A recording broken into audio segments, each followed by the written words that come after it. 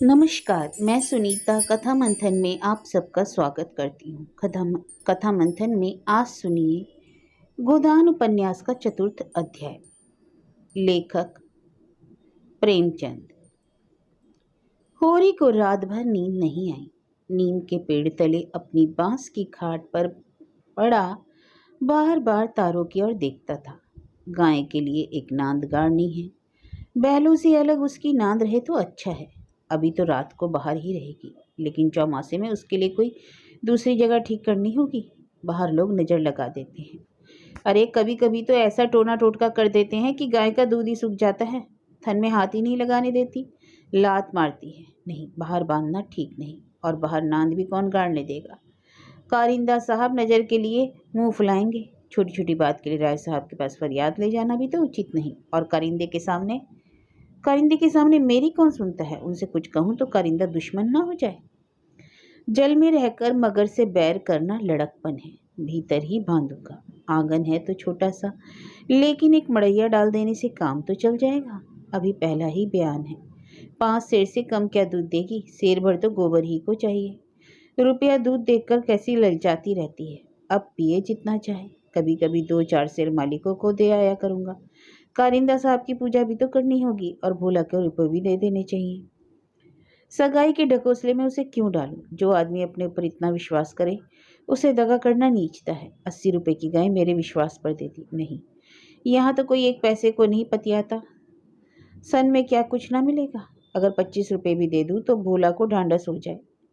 धनिया ने नाहक बता दिया। चुपके से गाय लेकर बांध देता तो चकरा जाती। लगती पूछने किसकी गाय है, कहाँ से लाए हो, खूब दिख करके तब बताता। लेकिन जब पेट में बात पचे भी, कभी 2-4 पैसे ऊपर से आ जाते हैं, उनको भी तो नहीं छिपा सकता। और यह अच्छा है। उसे घर की चिंता रहती है। अगर उसे मालूम हो जाए कि इनके पास भी पैसे रहते हैं तो फिर नखरे बगाड़ने लगे। गोबर जरा आलसी है, नहीं तो मैं गांव की ऐसी सेवा करता कि जैसी चाहिए। आलसी वालसी कुछ नहीं है। इस उम्र में कौन आलसी नहीं होता। मैं भी तो दादा के सामने मटर गश्ती ही किया करता था। बेचारे पहर रात से कुट्टी काटने लगते। कभी द्वार पर झाड़ू लगाते, कभी खेत में खाद फेंकते। मैं पड़ा सोता रहता। कभी जगह देते तो मैं बिगड़ जाता और घर छोड़कर भाग जाने की धमकी देता था। लड़के जब अपने माँ बाप के सामने भी जिंदगी का थोड़ा सा सुख ना भोगेंगे तो फिर जब अपने सिर पड़ेगी तो क्या भोगेंगे। दादा के मरते ही क्या मैंने घर नहीं संभाल लिया। सारा गांव यही कहता था कि होरी घर का को बर्बाद कर देगा, लेकिन सिर पर बोझ पड़ते ही मैंने ऐसा चोला बदला कि लोग देखते रह गए। शोभा और हीरा अलग ही हो गए, नहीं तो आज इस घर की और ही बात होती। 3 हल एक साथ चलते, अब तीनों अलग अलग चलते हैं। बस समय का फेर है। धनिया का क्या दोष था। बेचारी जब से घर में आई कभी तो आराम से न बैठी। डोली से उतरते ही सारा काम सिर पर उठा लिया। अम्मा को पान फेर की तरह फेरती रहती थी, जिसने घर के पीछे अपने को मिटा दिया। देवरानियों से काम करने को कहती थी तो क्या बुरा कहती थी। आखिर उसे भी तो कुछ आराम मिलना चाहिए। लेकिन भाग्य में आराम लिखा होता तब तो मिलता। तब देवरों के लिए मरती थी, अब अपने बच्चों के लिए मरती है। वह इतनी सीधी गमखोर निर्लज ना होती तो आज शोभा और हीरा जो मुझ पर ताव देते फिरते हैं कहीं भीख मांगते होते। आदमी कितना स्वार्थी हो जाता है। जिसके लिए लड़े वही तो जान का दुश्मन हो जाता है।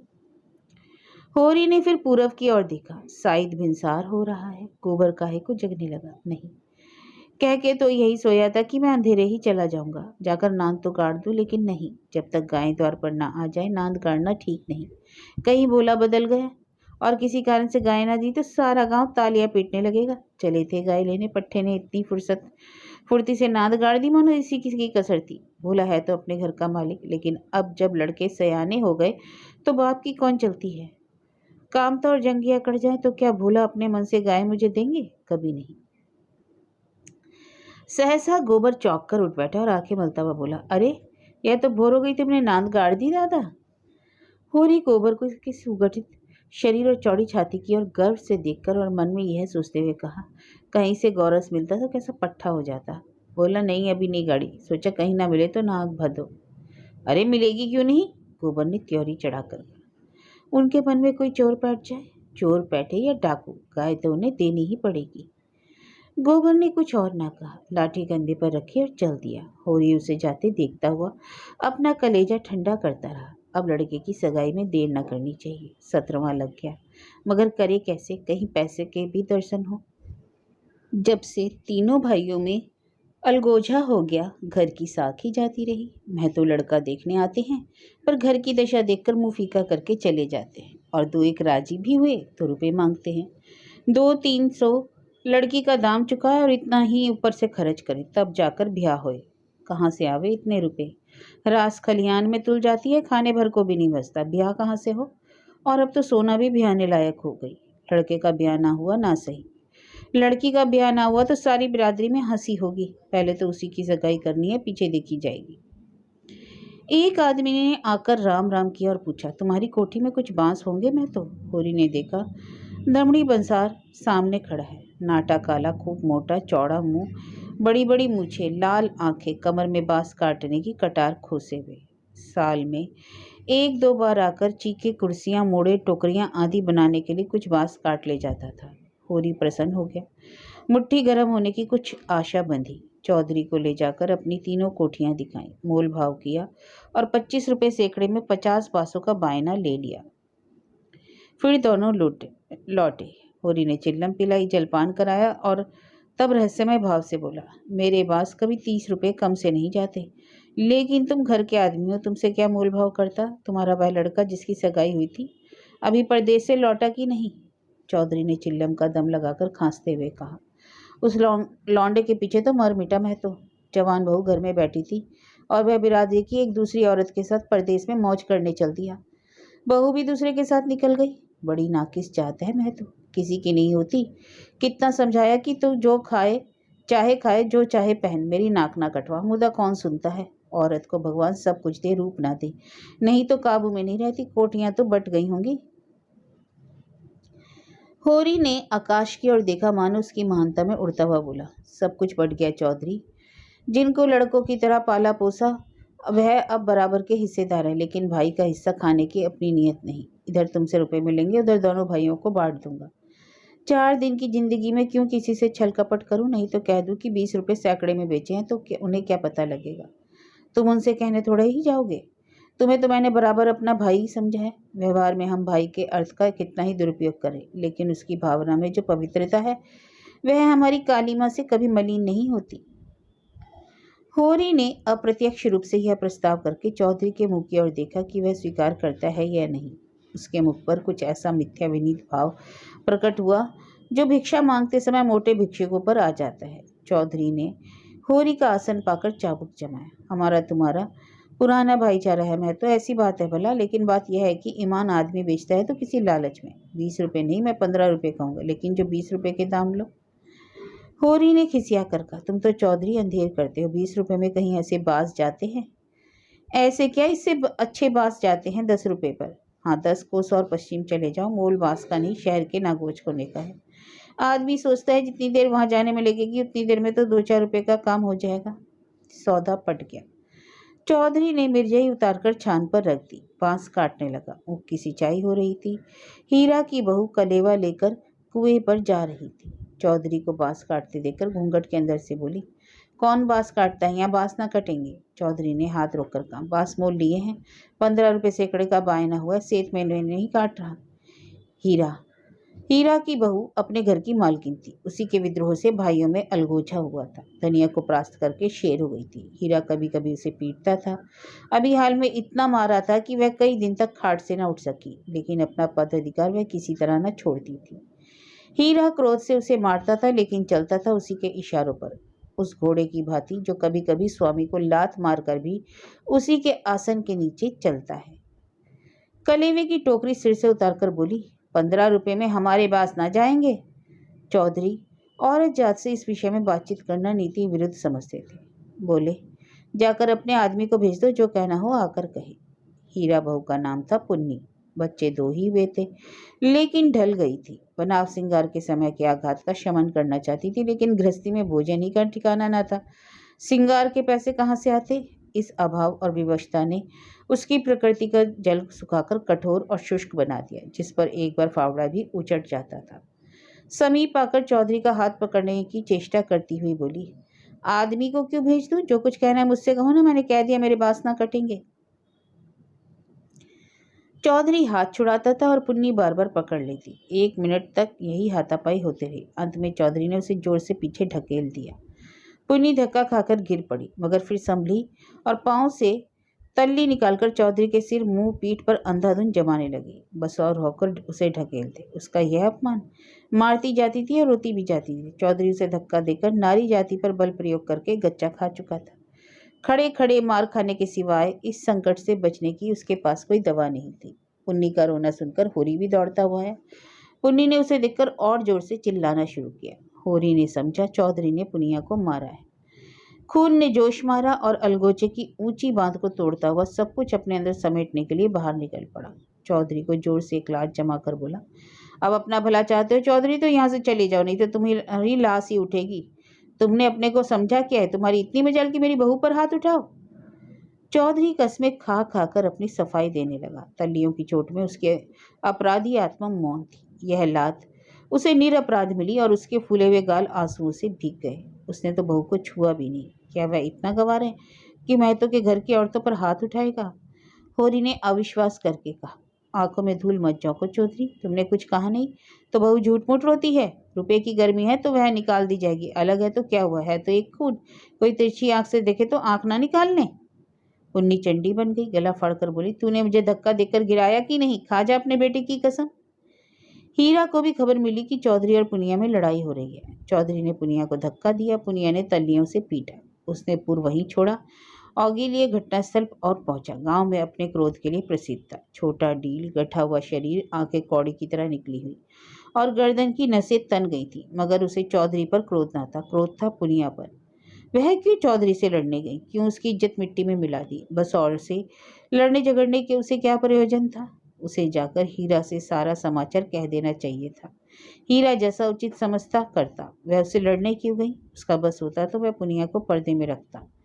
पुनिया किसी बड़े से मुंह खोलकर बातें करे उसे असहनीय था। वह खुद जितना उद्दंड था, पुनिया को उतना ही शांत रखना चाहता था। जब भैया ने 15 रुपए में सौदा कर लिया तो वह बीच में कूदने वाली कौन होती है?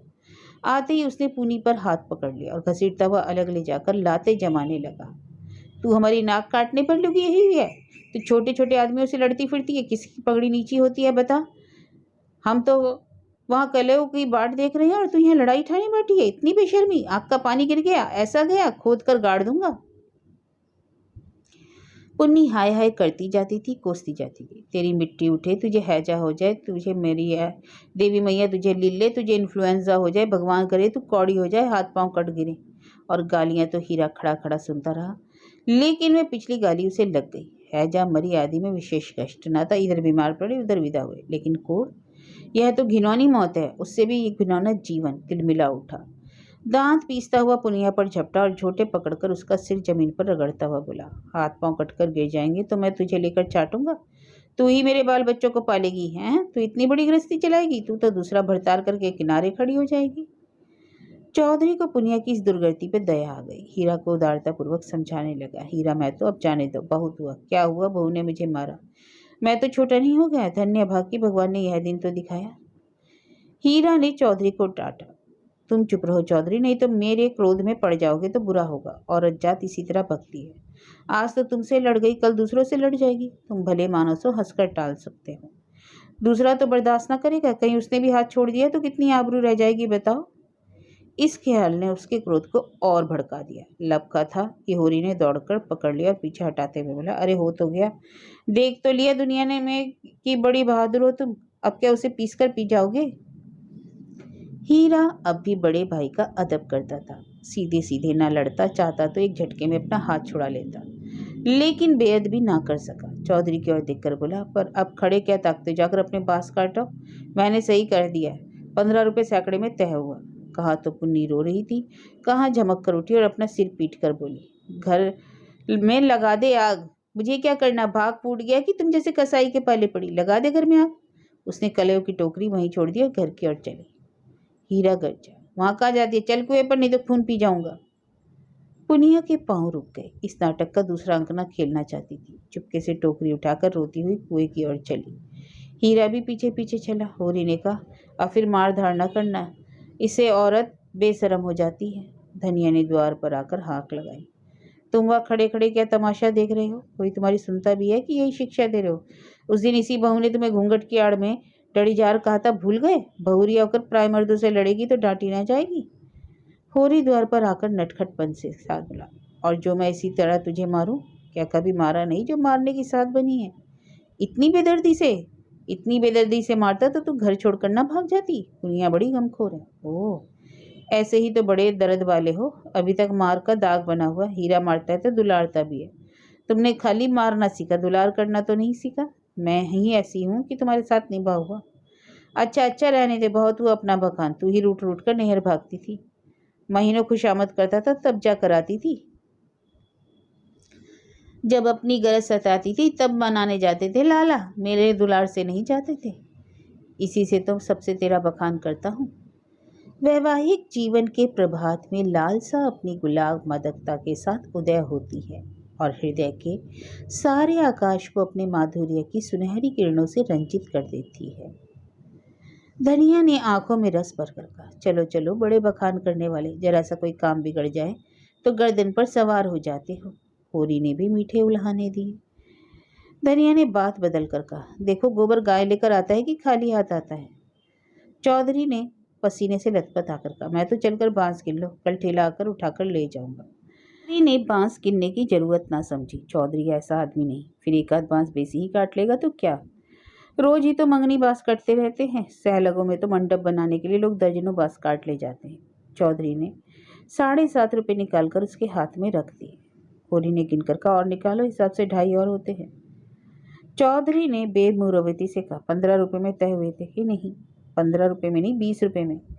हीरा महतो ने तुम्हारे सामने 15 रुपये कहे होते हैं, कहो तो बुला लाऊं? तय तो 20 रुपये में ही हुए थे चौधरी, अब तुम्हारी जीत, जो चाहे कहो। 2.5 रुपये निकलते हो या तुम दो ही दे दो। मगर चौधरी कच्ची गोलियां न खेला था। अब उसे किसका डर? होरी के मुंह में ताला पड़ गया था, क्या कहे माथा ठोककर। बस इतना बोला, ये अच्छी बात नहीं चौधरी, 2 रुपये दबाकर राजा ना हो जाओगे? चौधरी ने तीक्ष्ण स्वर में कहा, और तुम क्या भाइयों के थोड़े से पैसे दबाकर राजा हो जाओगे? 2.5 रुपये पर अपना ईमान बिगाड़ रहे थे, उस पर मुझे उपदेश देते हो? अभी पर्दा खोल दो तो सिर नीचा हो जाए। होरी पर जैसे सैकड़ों जूते पड़ गए। चौधरी तो रुपये सामने जमीन पर रखकर चला गया, पर वह नीम के नीचे बैठा बड़ी देर पछताता रहा। वह कितना लोभी स्वार्थी हुआ है, आज उसका पता चला। चौधरी ने 2.5 रुपये दे दिए होते तो वह खुशी से कितना फूल उठता। अपनी चालाकी को सराहता कि बैठे बिठाए 2.5 रुपये मिल गए। ठोकर खाकर ही तो हम सावधानी के साथ पग उठाते हैं। धनिया अंदर चली गई, बाहर आई तो रुपये जमीन पर पड़े थे। गिनकर बोली, और रुपये क्या वे 10 ना चाहिए? होरी ने लंबा मुंह बनाकर कहा, होरी ने 15 रुपये में दे दिए तो मैं क्या करता? हीरा 5 रुपये में दे दे, हम नहीं देते इन दामों में। वहाँ मारपीट हो रही थी, मैं बीच में क्या बोलता? होरी ने अपनी पराजय अपने मन में ही डाल ली, जैसे कोई चोरी से आम तोड़ने के लिए पेड़ पर चढ़े और गिर पड़ने पर धूल झाड़ता हुआ उठ खड़ा हुआ कि कोई देख न ले। धनिया हाथ मटकाकर बोली, क्यों ना हो, भाई ने 15 रुपये कह दिए तो तुम कैसे टोकते? अरे राम राम, लाडले भाई का दिल छोटा हो जाता कि नहीं? फिर जब इतना बड़ा अनर्थ हो रहा था तो लाडली बहू के गले पर छुरी चल रही थी तो भला तुम कैसे बोलते? उस वक्त कोई तुम्हारा सरबस लूट देता तो भी तुम्हें सुध ना होती।